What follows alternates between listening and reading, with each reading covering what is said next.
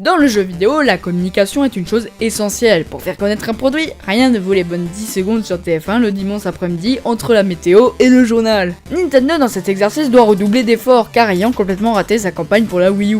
Big N doit s'acquitter de cette tâche grâce au Nintendo Direct. Mais d'où ça vient ? Pourquoi ont-ils quitté 3 ? Y a-t-il eu des choses avant les Nintendo Direct ? C'est ce que nous allons voir dans cette vidéo. Salut à tous, c'est Furisson et aujourd'hui je vais clarifier l'histoire des Nintendo Direct. L'avant Nintendo Direct. Nintendo a été comme tout le monde dans l'énorme salon de l'E3 basé à Los Angeles.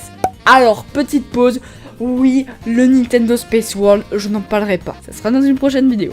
Mais Nintendo n'a jamais vraiment été à l'aise avec le grand salon de Los Angeles, même si beaucoup se souviennent du grand salon de l'E3 2004 avec l'annonce de Twilight Princess mémorable.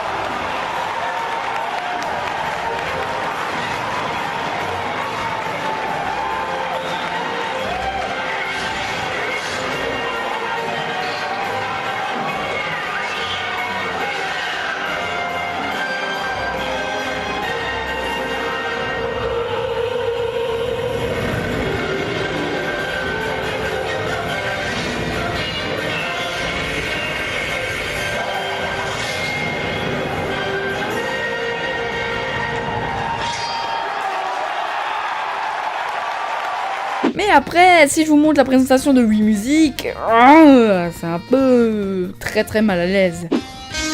Mute ですね。You can talk プラスベーキインストラムこんな感じです。Et Nintendo n'a vraiment pas réussi sa communication, surtout avec la Wii U, qui fut un échec de communication totale et qui cristallisa vraiment les problèmes de Nintendo dans ce domaine. Mais grâce à la Wii U, on a pu faire une transition entre le salon de Los Angeles et son propre format mieux maîtrisé qui donna les Nintendo Direct. Nintendo et la communication.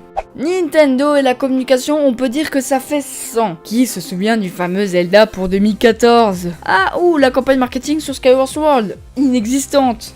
Bon, un peu de sérieux, je critique Nintendo, mais prenons son frère ennemi Sega. Alors là, Sega, c'est pire, hein, clairement. Que ce soit les pubs glauques en 3D ou les pubs avec de l'Allemagne nazie, c'est vraiment de la bonne pub. Mais Nintendo s'est amélioré comme le prouve la campagne marketing de la Switch. Je suis désolé, mais Zelda c'était magnifique, Mario c'était magnifique.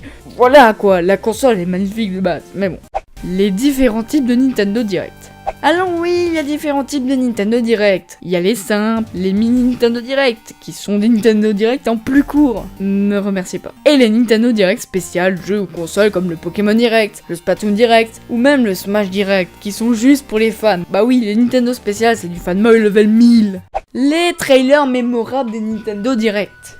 Quand je vous dis ça direct, vous pensez au fameux trailer de Smash 4, qui montre Iwata, repose en paix, grand homme du jeu vidéo. Et le grand Reggie Fils-Aimé, qui se défonce la gueule, c'est pas une blague. Mais c'est un humour bon, excellent, léger, qui m'a fait rigoler.